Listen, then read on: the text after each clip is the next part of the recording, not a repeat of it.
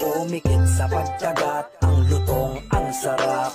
Kangkong chips ni Josh Mojica, sa paglanghap mapapalasap, tsak na babalik-balikan. Hi, ito nga pala report ko tungkol sa feeds. Ito nga pala yung booster, ginagamit to sa mga kulig na bagong awat. Pagkatapos na ito naman ang pre-starter.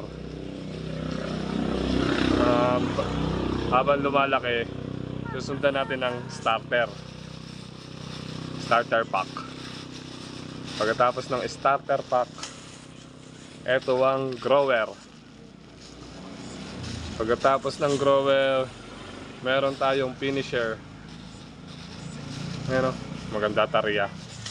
Tapos ang huli, ito naman breeder para sa inahing baboy.